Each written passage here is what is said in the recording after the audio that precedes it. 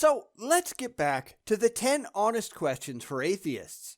I really like doing these in general, hoping for something interesting, but honestly, that rarely ever happens. You've seen me take on dozens of lists, and they always leave me disappointed. Why? Because the religious just don't understand anyone who isn't them. So let's see if part 2 is any different.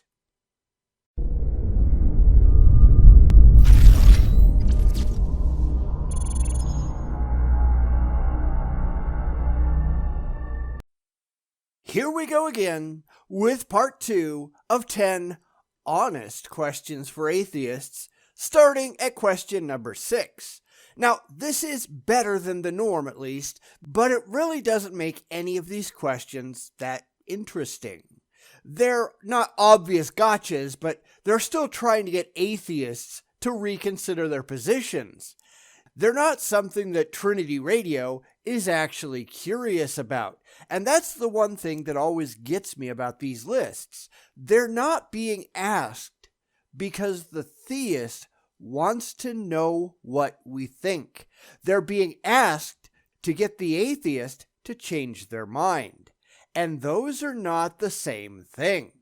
They're never asked to start a conversation because the religious, they just don't care. So anyway, here are my answers to his last 5 questions, and then we're going to go into why this really doesn't get the religious anywhere. Enjoy! Of the arguments for God's existence, is there one that to you seems more interesting than the rest? No. All of them suffer from the same absurdly fallacious faith-based failures. Every single one just assumes God without first proving God. If you can't prove your claim, then you have no argument. And as I've already shown a couple of videos back, philosophy is the absolute wrong tool for the job. You can't prove a God by just arbitrarily declaring that it's responsible for stuff. That only works if you can actually show that it is, in fact, responsible, and you'd have to prove that the God exists first. And the religious can't do that. It's why all of these arguments are a complete waste of time. But, yeah, okay, get to your point. Is there one that for you actually does weigh in favor of theism? Which one? None. The only thing religious arguments prove is how irrational the religious are. And I'd say the same thing if supporters of Bigfoot tried to prove the existence of Bigfoot with philosophical arguments, or the Loch Ness Monster, or the Flying Spaghetti Monster. Philosophy is not, whether you like that or not, the right tool for the job you're trying to do. It isn't proving anything about the actual existence of any verifiable deity. So no, I'm not impressed. You have to do a whole lot better than that. Most atheists I've met humbly admit that they don't think they can have absolute certainty about much of anything. But what they want from the Christian is a demonstration that God exists or that Christianity is true. Which is true. If someone came running up to me and proclaimed that Godzilla was attacking the city, I'd insist that they proved it to me in some verifiable fashion. Otherwise, I wouldn't take them seriously. Anything which exists in or interacts with our reality, it must be demonstrated objectively, using scientific evidence. Science is the only tool that we have at our disposal which can be used to properly show that things in the real world actually exist. And the problem is, the religious know this, and subconsciously, I think, they know they've got absolutely nothing. Therefore, they've just changed their definition of God over the years so that they can make bald proclamations without resorting to presenting any actual evidence. All of the characteristics for God are just made up and stapled on so they don't have to pony up any proof. And I'm sorry, but I'm just not impressed. Come back when you can actually get somewhere useful. If I can just insert invisible, intangible, universe-creating pixies in place of your deity and not change the argument any, and I can, then you don't have a valid argument. You have to do better. Well, when we offer the reasons to believe that we do have, those are typically deemed not good enough. Because they're not rational. They are wholly emotional, and your feelings don't mean a damn thing. I don't care what you believe. I care what you can prove, and we both seem to agree that you can't produce anything verifiable at all in defense of your faith. And that's a problem whether you like it or not. It's why even debates between the religious don't go anywhere. It's just two groups of people with different beliefs and different books of mythology reading to each other and screaming insults at each other. That is not how you get to the truth or the facts or the objective reality that we all live in. It just isn't. And that's what most rational people are after. The truth. Not a truth, not your truth, the truth. The objectively verifiable facts that exist within the universe that we all share. The speed of light under any given set of circumstances is the speed of light. It's not open to interpretation. It's not a matter of opinion. It is what it is, whether you like it or not. Because at the end of the day, I don't give a damn about your feelings. I don't care what you want to be true. I care only what you can prove to be true in objective reality. And the religious can't prove anything. So what sort of evidence, if any, would be enough to convince you? Do you know? The same evidence that would convince me of Bigfoot. Toss a carcass up on the table for me to examine. Nothing less will do. But the religious, they've got nothing like that. They can't do anything, and the reason they can't do anything is because they've invented their own deities and arbitrarily assigned characteristics with the sole purpose of making themselves happy and keeping others from yanking the emotional rug out from beneath their feet. I've debated hundreds of theists over the years, and not one has ever been able to produce anything of substance. Ever. They can provide lots of excuses for why they can't do it, but never once have any of them been able to do anything useful. If God was real, it should be easy. Yet they just make up excuses for why God is at the top of the leaderboard in the longest running game of hide and seek in history. It's really just dumb when you think about it, yet that's what they believe. And since it's often a conversation stopper, let's take experimental reproducibility off the table, since that's not even always necessary for science. It is for anything that exists within the real world or which has any kind of interaction with the real world. You cannot learn anything about a new species of wombat through philosophical syllogisms. It just doesn't work that way. You also can't learn anything through faith. That means faith is entirely off the table, but at that point, there isn't even a discussion going on anymore because that's all the religious have. I've said this in the past, but we're dealing with a group of people who have a fundamentally flawed way of looking at reality when it comes to their religion. Most of them are fine using the scientific method for just about anything else in their lives, right up until it comes to their faith, after which it all goes completely out the window. Why? Because this is not a rational belief system. It's completely emotional. They just don't care, and it's because they don't care that we don't get anywhere. They're so busy trying to tell us how they feel that they've entirely forgotten how to think when it comes to their religious beliefs. It's not at all about facts. It's all about fee-fees. And that happens to be a problem. To what extent did social and moral issues start you down the path toward your atheism? Not at all. It has absolutely nothing to do with it. Now, I don't expect for a second that this guy is going to watch this video, although I will certainly link to his video, nor that he will respond.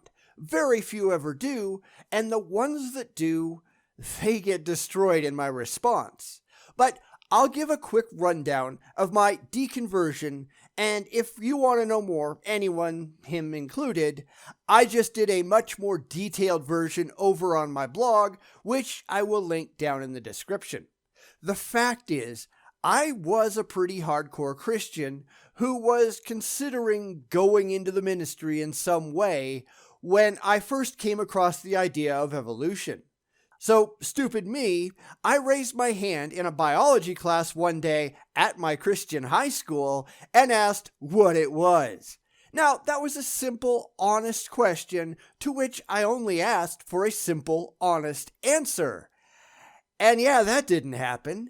I got literally yelled at by my teacher and told I wasn't allowed to even think about it ever again. I wasn't allowed to bring that word up ever again as long as I lived.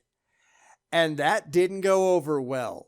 It sent me down the rabbit hole of investigating the Bible and comparing it to actual demonstrable reality, only to find out that the Bible just doesn't measure up. Then came many years of study on the veracity of the Bible, my religious beliefs, yada yada yada, until I finally came to the conclusion that Christianity, and indeed any other religion which I studied as well, simply didn't stand up to any kind of critical evaluation. And it's why I became an atheist. It has nothing at all to do with social issues. Absolutely none. That is to say, the typical Christian or religious views on sexuality, gender, rights, and acts and commands of God in the Old Testament. Zero. And like I said in the last video, I'm a political conservative. A lot of the same positions I had back when I was a Christian, I still have today in some form or another, and I still stand by them. Then there are the things that only my belief in God could support, and those I went back and reevaluated based on a new God-free perspective, and if there was no other way to maintain those beliefs, they changed to the best supportable ideas I could manage. There is no reason to take the idea of sin seriously, for instance. Sin against what? How do you prove it?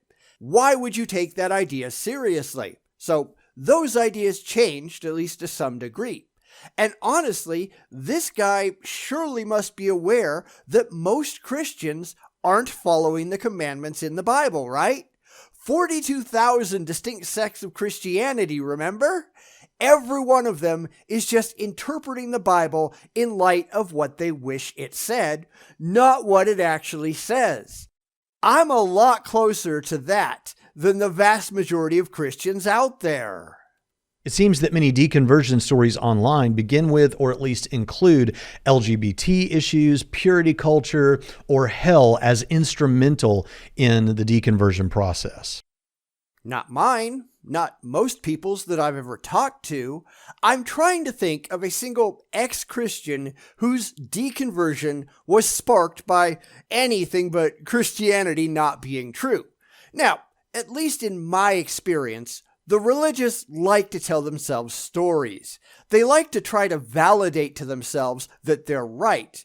And as we know around here, most theists don't actually talk to atheists. They talk about us a lot, mostly in their own heads. They make up things that they think we must be like, but it's really rare to see a Christian sit down and talk to an actual atheist and listen to what they have to say. In general, they have no clue what atheists are like at all, and it's clear by watching their videos that they're only shooting for the lowest of the low-hanging fruit, if they ever dare to talk to us at all. It's a problem, And that's why Christian apologetic channels have their comments and ratings shut off more often than not. They really don't want to talk to us. They just want to make up stories and scam their paying audience. It strikes me that what should matter most is the truth and not what we might prefer that the truth were. Funny how that comes out of the mouth of a Christian who has no objective evidence that any of the things he believes are actually true.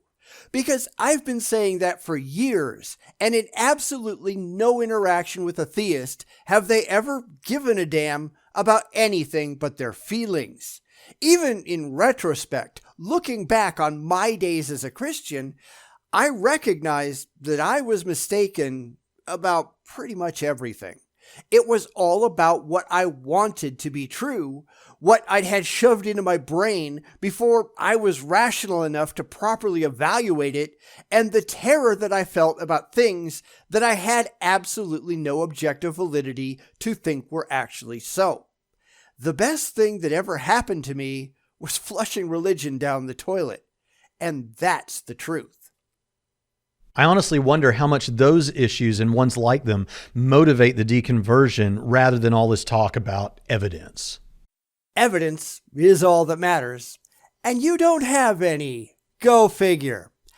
Anyway, moving on.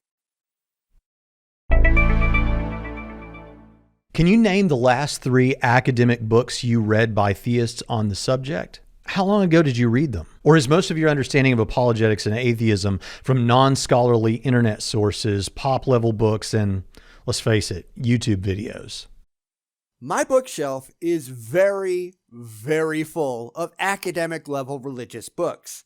I went through a bunch of them back when I was looking at the best religious books available, but there are simple problems with the entire concept. Mostly, and this is a problem with all religious thinking, is that all of the scholars start with the assumption that they are right in their religious beliefs, and then they cherry pick the data to get back to the conclusion they already want to reach. It's never a matter of starting with only the data and then seeing where that data leads. It's always starting with Christianity and then doing everything in their power to get back to the conclusion that they want to believe is true. And that's not how rational people work. You cannot conclude that because X is true, because you want it to be true, only the data that shows that X is true should be examined, therefore X is true. And that's a fundamental disconnect within religion. Any religion. All religion. It's always because God is true, blah, blah, blah. No, that's not how it works. You actually have to prove God is real in some meaningful way. But you can't do that, can you? Therefore, your position is entirely circular and therefore entirely fallacious. And be honest with yourself about this. Anyone can Google up a list of books and paste them in the comments section. But I want to know, are you getting the best from the other side? The best that the other side has to offer, yes. The problem is, your side has very little of any value on display. If you're going to start and end with faith, you've got nothing of value as far as I'm concerned. And there are plenty that will go into the study of the Bible in a desperate attempt to prove it reasonable, but most things in there that apply to Christianity also require blind faith. There is no evidence whatsoever. So they spend a lot of time quoting verses as though that actually proves anything, when it actually doesn't. It only proves that someone wrote it down. It doesn't prove that any of it is true. Faith, whether you like it or not, doesn't really get you anywhere. I don't find those who have nothing else to be at all worthwhile to talk to. Let's finish with a pretty common one. If you found out today to your satisfaction that Christianity were true, would you accept God's authority, repent of your sins, and trust Jesus as your King? That is pretty common, and the answer is no. Why would I? Why would anybody in their right mind? I would accept that God or Jesus or the flying spaghetti monster or whoever it happened to be, I would accept those things were real. That doesn't obligate me to sign on the dotted line. The whole idea, when you think about it, is really pretty stupid. It's like saying that if someone could produce a bill of sale that they owned your ass, would you bow down to them and worship your master? And the answer is, hell no. Who in their right mind would? That's something else that I see a lot. Always from the religious. The idea that because God is supposedly all-powerful, somehow that obligates you to kiss his ass. And that's stupid. It really is. God hasn't actually earned my worship. Respect is earned. It's not simply granted. And the God of the Bible, if you look at all the things it says in the Bible, is a moral monster that has earned absolutely nothing but abject hatred. Any deity that is going to advocate for slavery, that's going to engage in mass murder, that's going to punish temporal crimes with eternal torment, that God is never going to get my worship. He hasn't earned it. In fact, as I think Bionic Dance used to say, that kind of God would make her go looking for a weapon that she could use to kill it. Because that kind of God is nobody's friend. The problem with these lists, and I agree that this one was better than a lot we've seen, but it wasn't that great, is that it makes a lot of assumptions which are utterly foreign to the non-religious. We all know most of them. The idea that we're all just like they are when clearly we're not. The idea that we have no good reason to reject their empty claims, which clearly we do. The starting point that they're right just because it makes them feel good, no matter how many times we show that they're absolutely wrong and irrational and utterly fallacious in their thinking. They don't understand how to look at the world in a critical manner, and they're incapable of setting their emotions aside if they do not match up with objective reality. These are people with religious goggles surgically implanted on their faces, and they're incapable of looking at reality any other way. And that's a problem because their beliefs just aren't demonstrable. What you want doesn't matter. It's what you can prove that does, and they're so busy making excuses for why the things that they really wish were true, the things they really wish would make sense, that those things can't be found and somehow that proves something or another. And the things that we'd expect to see if their beliefs are true, well, those aren't in evidence, but they've got a reason for that too. That's dumb. It really is. So why believe? Oh, right, because it makes them feel good. But that's not how we come to rational, intelligent, objectively demonstrable conclusions, is it? That's how children act. It doesn't matter how erudite someone is. It doesn't matter how well spoken. When your ideas are absurd and held for emotional reasons, you've got problems. And these people all do, whether they like it or not. So that's another 10 questions down. And not one really gave me a moment's pause, because these people, they aren't talking to us. They're talking about us. They're trying to get us to answer in a way they can go, see, we were right all along. And that's not how it works. Because I went through the comments on this video, and you know who never responded to anyone? At least not that I ever saw? Trinity Radio. Not once. Whereas I respond to everyone. Go figure. It just proves who is more serious about having an intelligent conversation. And as is no surprise, it's never the religious, is it? Ever. And how pathetic is that? Boom, boom, boom,